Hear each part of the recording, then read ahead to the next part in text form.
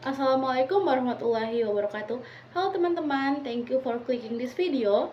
Perkenalkan, nama saya Amelia Putri Adjami dengan NIM 814233074. Saya mahasiswa aktif jurusan Kesehatan Masyarakat, Peminatan Keselamatan dan Kesehatan Kerja di Universitas Negeri Gorontalo. Di video kali ini saya akan membahas mengenai teknik identifikasi bahaya, yaitu Preliminary Hazard Analysis, disusun untuk memenuhi ujian tengah semester mata kuliah Manajemen Risiko dengan dosen pengampu Ibu Putri Ayuningtyas Mahdang, SKM MKKK. Langsung saja, apa sih PH itu? Preliminary Hazard Analysis ini adalah metode identifikasi bahaya yang dilakukan pada tahap awal suatu sistem, proses, atau aktivitas kerja untuk menentukan potensi risiko sebelum sistem tersebut dijalankan.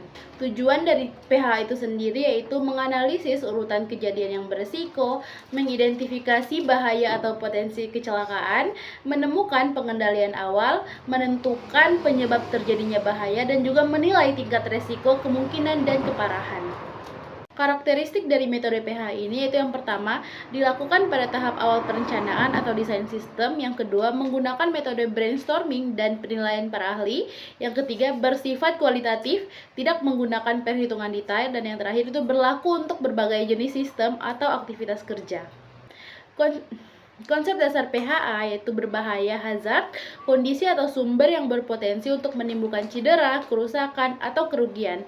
Yang selanjutnya ada risk, yaitu resiko, kombinasi antara kemungkinan terjadinya bahaya dan tingkat keparahan dampaknya. Skenario kecelakaan, yaitu urutan kejadian yang dapat menyebabkan kecelakaan. Ruang lingkup dari metode ini meliputi yang pertama, komponen berbahaya, hubungan antar sistem, lingkungan kerja, operasi, maintenance, dan kondisi darurat, serta peralatan dan fasilitas pendukung, dan juga kesalahan sistem atau software. Selanjutnya, tahapan PHA secara umum. Yang pertama, menentukan sistem atau aktivitas yang akan dianalisis. Yang kedua, menentukan kategori resiko. Yang ketiga, mengidentifikasi bahayanya. Yang keempat, estimasi frekuensi dan dampak. Dan yang kelima, penilaian atau ranking resiko. Yang keenam, pengendalian dan tindak lanjut. Dan yang terakhir yaitu dokumentasi atau worksheet PHA. Untuk prosedur lebih rincinya di bagian tahap awal, yaitu yang pertama, membentuk tim PHA yang terdiri dari ahli dan pihak terkait, menentukan batasan sistem yang akan dianalisis. Yang ketiga, mendeskripsikan sistem, yaitu input, proses, dan output. Yang keempat, mengidentifikasikan penggunaan energi atau bahan berbahaya. Yang kelima, mengumpulkan data dari sistem serupa yang pernah dianalisis. Tahap ini penting agar analisis lebih terarah dan sistematis. Selanjutnya, prosedur PHA di bagian identifikasi bahaya. Pada tahap ini, semua potensi bahaya harus diidentifikasi secara menyeluruh, meliputi aktivitas kerja, peralatan dan mesin, lingkungan kerja, proses operasional dan perawatan. Semua potensi berbahaya harus dicatat, sekecil apapun potensi tersebut. Sebagai contoh, aktivitas kerja bongkar muat barang di Pelabuhan Pelindo, proses pemindahan barang dari kapal ke darat menggunakan crane dan tenaga kerja. Aktivitas ini melibatkan alat berat, pekerja, serta koordinasi tim yang tinggi. Potensi bahaya yang ditemukan di aktivitas kerja tersebut, yang pertama, tertimpa barang yang diangkat crane. Yang kedua, tertabrak alat berat. Yang ketiga, terjatuh dari ketinggian. Yang keempat, terpeleset di area kerja. Fokus pada analisis kali ini yaitu tertimpa barang dari crane. Untuk analisis risikonya, penilaian dilakukan dengan skala PH, yaitu ditemukan likelihood-nya 4 karena aktivitas berlangsung terus-menerus dan melibatkan alat berat. Untuk severity-nya 4 dalam kategori berat, dapat menyebabkan cedera serius atau cacat permanen.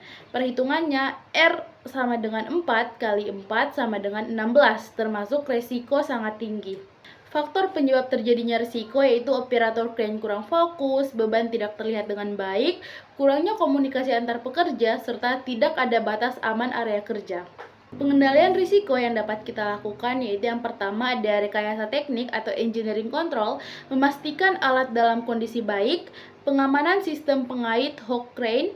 Yang kedua, dari administratif, yaitu SOP bongkar muat yang jelas, pengawasan ketat di area kerja, serta penentuan zona aman.